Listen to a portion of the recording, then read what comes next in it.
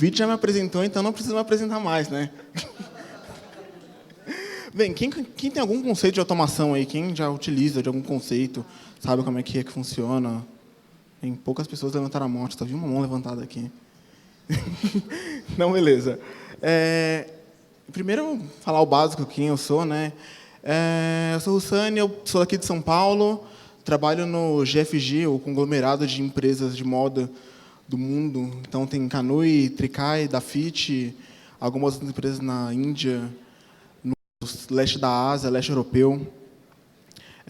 Eu também sou parte do PHPSP, ajudo em alguns eventos, quando posso, e estou sempre no Slack lá também, se vocês puderem chamar. Quiser tirar alguma dúvida, querer só bater papo também, tudo certo. Eu recomendo muito, mas muito, que vocês vão nos eventos, olhem no meetup do PHPSP lá para poder acompanhar. Vocês, se não são de São Paulo também, não sacanhem, entrem no Slack, conversem com a gente, porque, enfim, comunidade PHP, isso daí, não dá para fechar um escopo. A gente pode agir num lugar, só que se a internet não tem barreira, então a gente pode agir em todo lugar.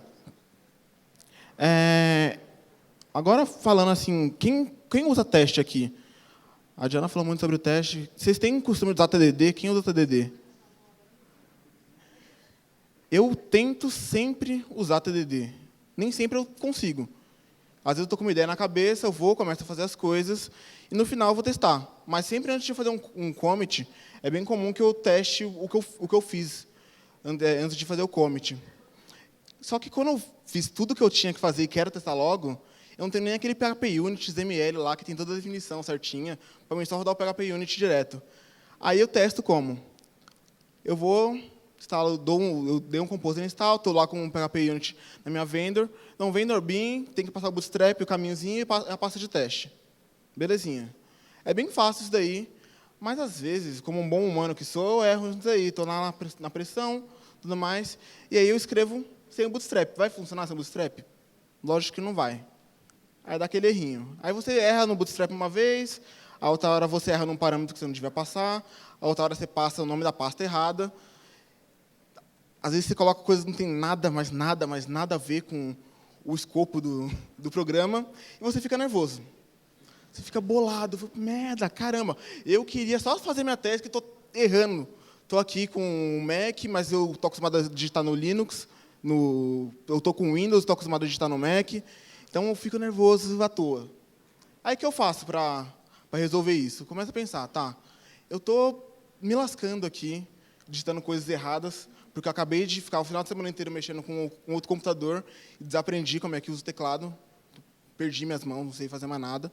Eu penso, o que eu vou fazer? Eu vou fazer um alias para resolver isso? Eu vou criar um alias que vai ser global para todo o meu terminal?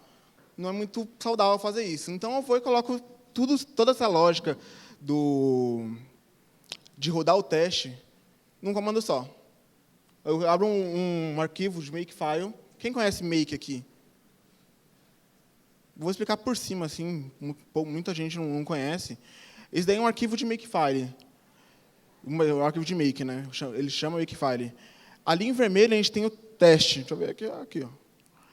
Aqui é o target da minha ação. Eu estou definindo um arquivo, isso daí é como se fosse uma funçãozinha. E dentro da função, eu defino aqui, com esse arroba, que eu não quero que escreva esse arquivo na tela, mas eu quero só ver o resultado disso. Então, em vez de eu ficar sempre chamando essas linhas aqui, esses comandos, eu chamo só por isso daqui. Make test. Fácil, né? Isso daí é um dos conceitos de automação. O que é automação, no final das contas? Automação é todo o processo que a gente tira um humano da jogada, tá humano errante, pedante, que sempre zoa o rolê. A gente vai e coloca a máquina para fazer as coisas que ele está errando. É bem isso, que nem eu erro para caramba aí, fazendo o meu teste, eu vou e coloco a máquina, vai. Em vez de escrever tudo, eu vou passar só um caminhozinho e a máquina faz o restante para mim. É fácil, funciona bem. E por que é bom a gente automatizar as coisas? Para a gente, desenvolvedor, a gente está com a mão na massa, é eficiência. A gente gastar menos tempo, menos esforço, para fazer uma coisa acontecer. Isso a gente ganha como eficiência.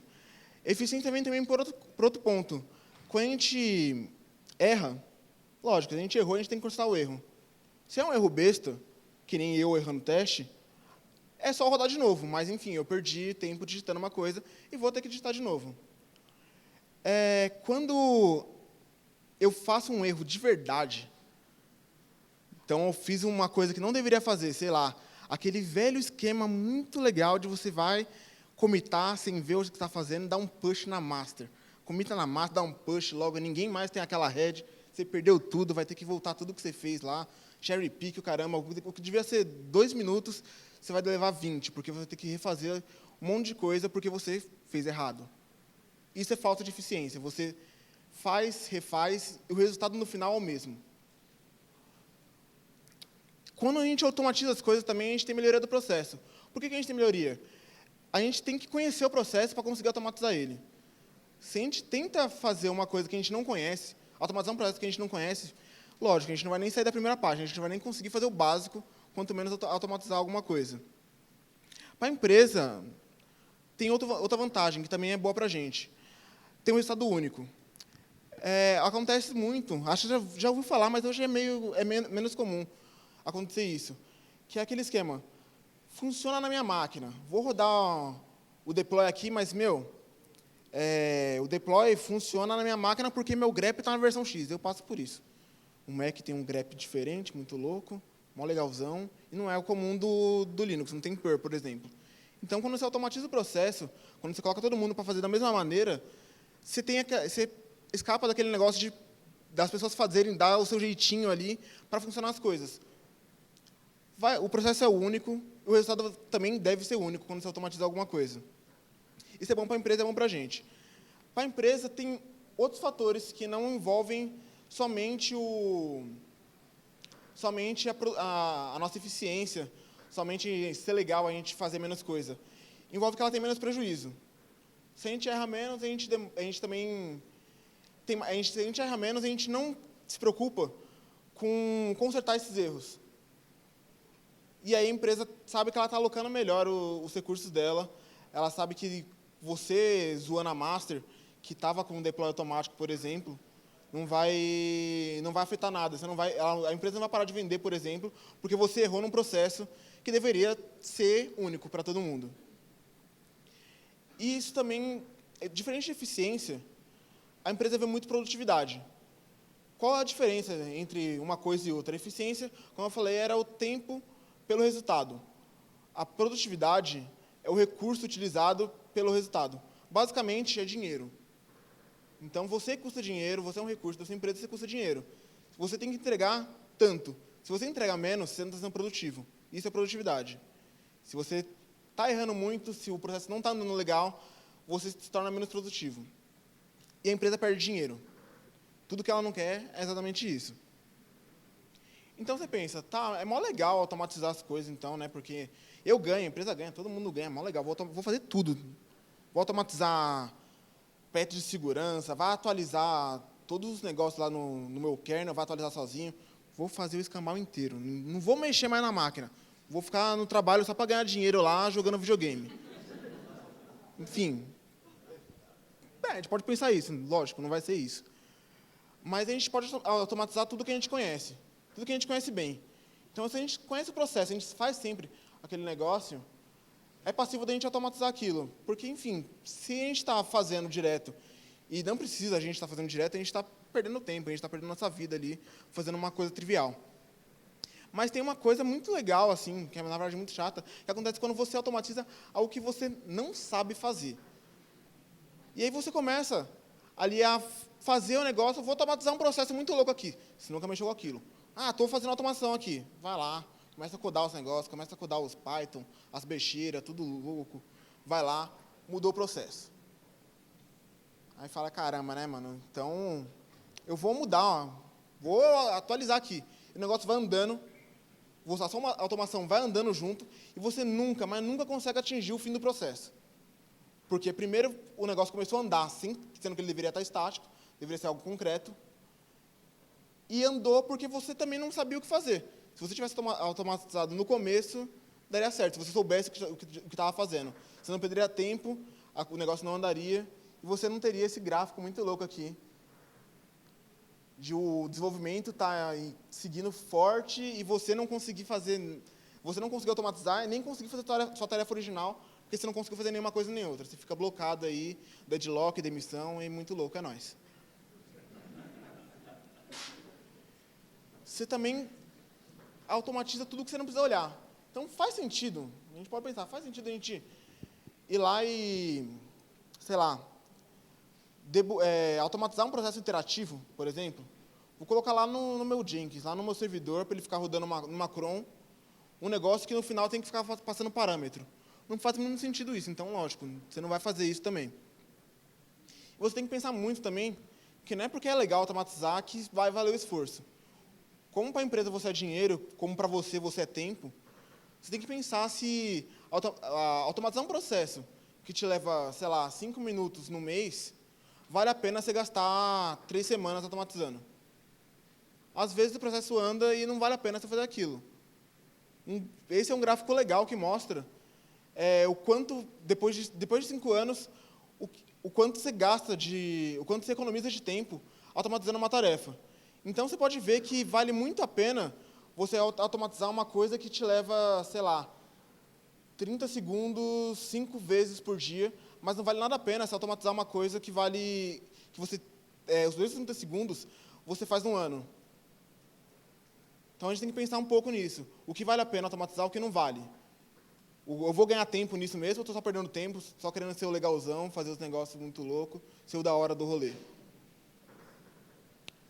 A gente pode pensar também que a gente sempre vê assim, automação de deploy, AWS com deploy automatizado, escalabilidade, vamos automatizar o processo e tudo mais. Mas a gente vê muito deploy e a gente vê assim, automação não é só isso. Eu mostrei para vocês um caso ali que era só de rodar um teste, é um ponto da automação, não é algo concreto de automação, mas é um ponto que você vai conseguir ganhar tempo. Você vai colocar a máquina para trabalhar para você. E, além de deploy, a gente tem muita coisa que envolve um processo que são funções que a gente usa ou que a gente deveria usar, que daria muito proveito para a gente. Eu trabalhei numa empresa que a gente usava muito o GitHub. Então, antes de fazer um commit e tudo mais, a gente fazia uma checagem de arquivos e tudo mais, via se estava tudo certo, rodava teste e tudo mais. Era um processo a menos para a gente, que a gente garantia.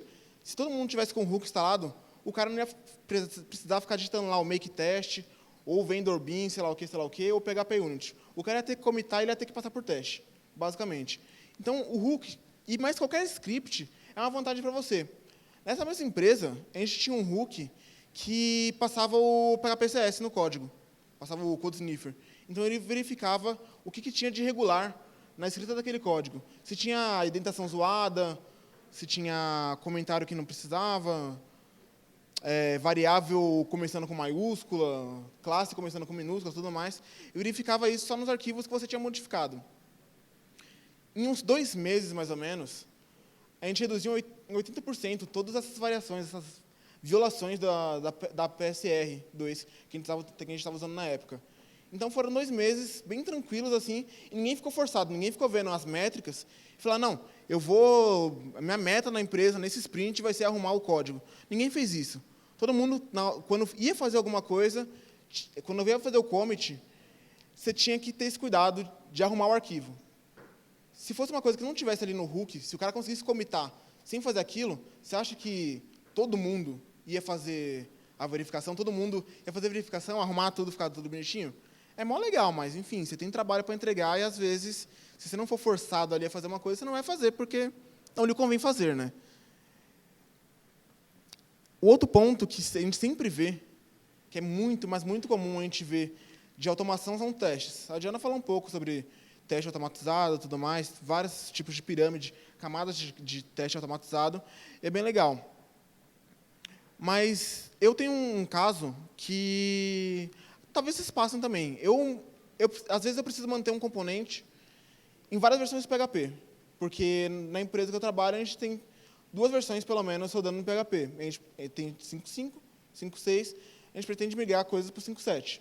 Então, um componente que é usado em 3 plataformas, eu tenho que testar ele em 3 plataformas. Quem conhece uma ferramenta que faz isso hoje em dia? Oi? Travis, muito bem. Travis faz isso. O Travis ele é uma ferramenta de automação que é só para teste, basicamente. Você coloca quais scripts que você quer. Ele é muito usado para teste, só que você pode usar para outras coisas. Você coloca lá as etapas do processo. Então, você tem que dar um composer install, você tem que limpar alguma coisa, fazer alguma adição, instalar, colocar a extensão, tudo mais. E você executa os testes depois em diversas versões do PHP que você escolhe ali na hora. Então, aqui eu coloquei só um trechinho do YAML do Travis para vocês verem como funciona. Então, você define a linguagem. Como a gente está no evento de PHP, como eu programo PHP, como eu espero que vocês programem PHP, eu coloquei PHP. Podia ser qualquer outra coisa aqui. Podia ser Node, ou Ruby, ou Python, mas, enfim, é PHP hoje. E aí ele roda os testes nas 3 versões do PHP. 5.5, 5.6 e 5.7. É mó legal isso daí. É muito legal. Mas eu tenho que ficar levantando, eu tenho que mandar sempre o arquivo para lá. Eu não posso verificar na minha máquina se o teste já está passando nas 3 versões, porque, lógico, eu não tenho 3 versões do PHP na minha máquina. Então, vocês veem alguma solução para isso? Alguma coisa fácil? Para resolver essa demanda? De eu não precisar subir, não precisar commitar o arquivo, dar um push para algum branch em algum origin remoto, para poder testar isso? Meu Deus do céu, vocês são muito espertos. Eu vou passar o microfone para vocês, que eu estou fazendo papel de... Vocês sabem tudo, caras. Enfim, Docker. O W. Silva ele lançou uma maracutaia um tempo atrás, que eu não tinha sacado. Eu fui mó ingênuo em pensar que Docker não dá para fazer muita coisa. Mas dá para fazer muita coisa com Docker, sim. E eu rodo os testes hoje com Docker, em várias versões do PHP. Tenho 5.5 na minha máquina, não coloquei aqui, mas, enfim, eu também rodo 5.5 na minha máquina, 5.6, e rodo aquele comando de teste. O 7.0, dá para colocar HHVM, dá para colocar qualquer plataforma para mim fazer os testes, para me automatizar, para mim não ter coisas na minha máquina e estar ainda assim testando. Então, o Travis é muito louco, eu recomendo muito que vocês usem. Só que vocês precisam de algo que vocês não podem pagar, vocês podem fazer com essa solução local. E pode ser mais fácil, assim, dependendo do caso, se vocês querem só ver funcionando ali.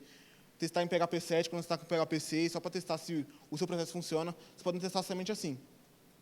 Mas aí o que eu faço? Eu vou ficar toda vez no meu componente lá, teste PHP 5.5, teste.php 5.6, teste PHP 7.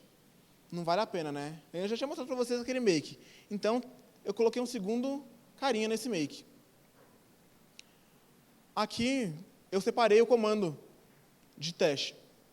Então, para rodar o teste, eu tenho que rodar um PHP vendor bin PHP unit com bootstrap legalzão que eu sempre erro da pasta de teste.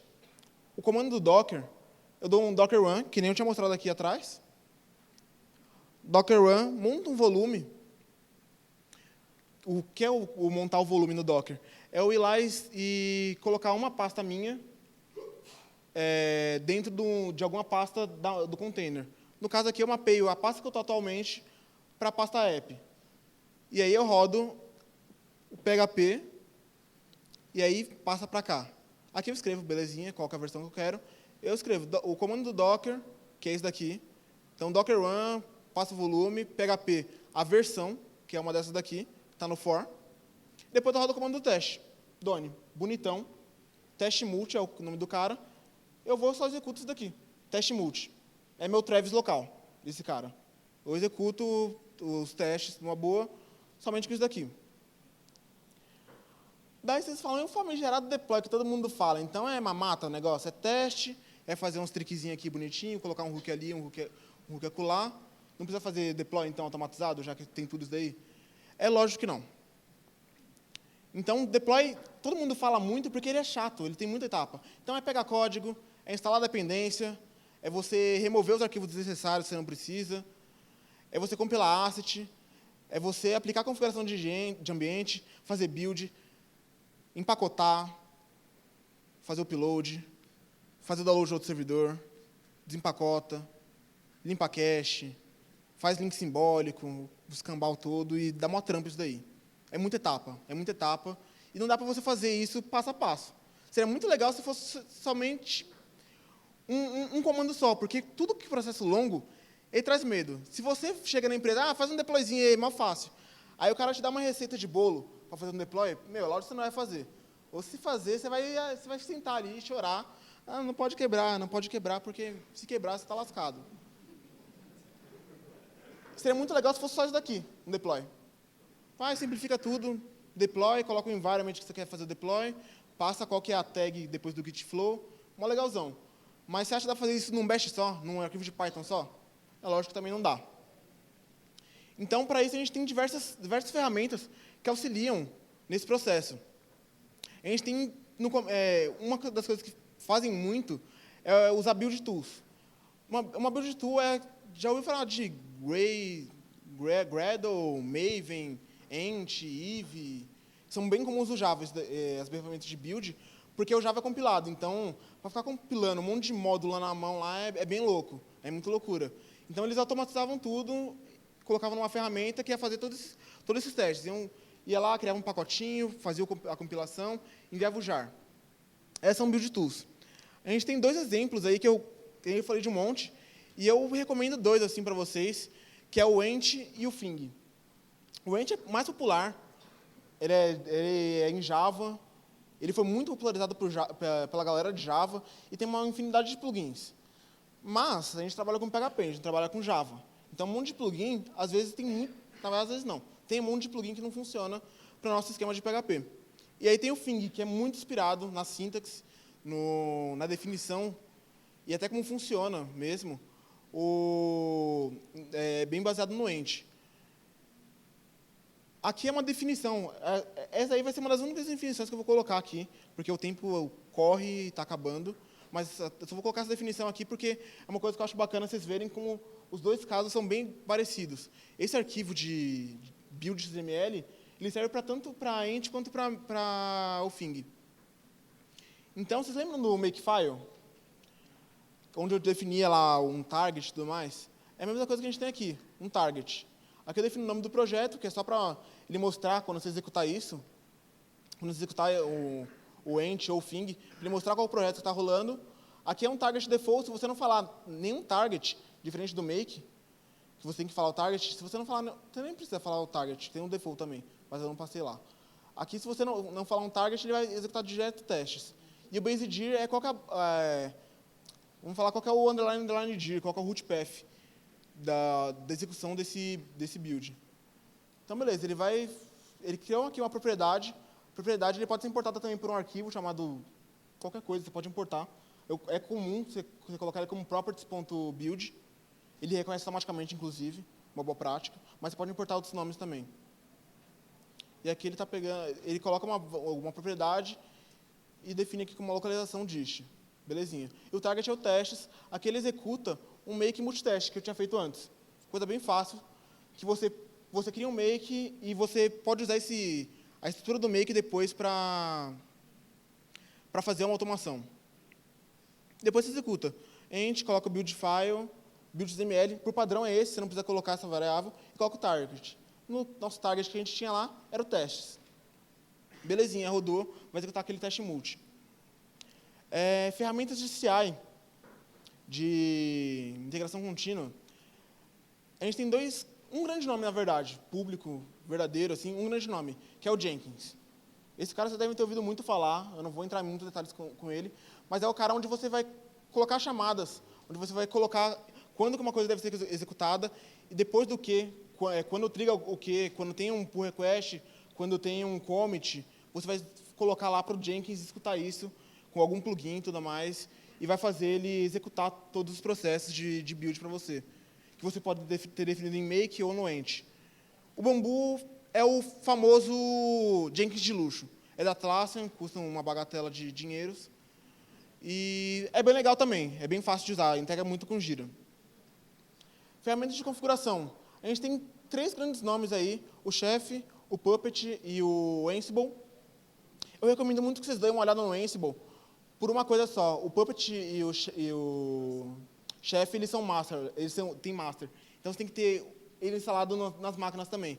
O Ansible não tem essa necessidade. É escrito em Python, eu acho que é mais fácil para a gente entender, para a gente conseguir ler. E a gente tem diversos auxiliares. a gente não pode esquecer. A gente tem as APIs. A API do GitHub você vai ter que ler para fazer alguma coisa, do Bitbucket, de algum outro serviço seu, quando tiver algum evento, para você ouvir, ou para você trigar, para você pegar a informação. JQ, para você pegar e processar JSON como se fosse pelo Awk ou com SED, para você processar mesmo o JSON, um JSON Processor, onde você redefine a estrutura do JSON. Você pega um arquivo grande e transforma ele só com um arquivo com só o que você precisa, você muda a definição, é bem legal, eu recomendo que você dê uma olhada. O bom e velho Shell, que não pode faltar na nossa vida. O Python, que quando o Shell complica um pouco, é bom vocês partirem para uma coisa um pouco mais de alto nível. O Python é um bom cara, infra gosta muito de usar Python. PHP, porque a gente não pode esquecer a raiz. E toda outra linguagem de programação, todo outro plugin que você pode usar. Aí, o bacana é você fazer um passo a passo. Se você manter o passo a passo e seguindo sempre em frente, você vai conseguir automatizar o processo inteiro. Não se preocupa em fazer tudo de uma vez. Faz uma coisa, faz outra, e outra depois, que no final dá certo. Ou então você faz até um pedaço, que é seguro, e para. Depois você faz manual mesmo. Você tem que monitorar. Não é por causa que você está fazendo que vai dar tudo certo. Então, tentem usar New Relic ou outra monitoria do seu gosto para monitorar a aplicação, ver o que está dando depois de um deploy. Tentem ver, pelo menos, o que é o Elasticache, o Logstash e o Kibana. Esses são bem mais real-time que o New Relic, você consegue detectar muita coisa por eles. E, cara, vai para frente, vai seguindo, que no final vai dar certo. Assim. Se você continuar mantendo, vai dar tudo certo. Muito obrigado. Foi Obrigadão, ótimo. galera. Um prazer.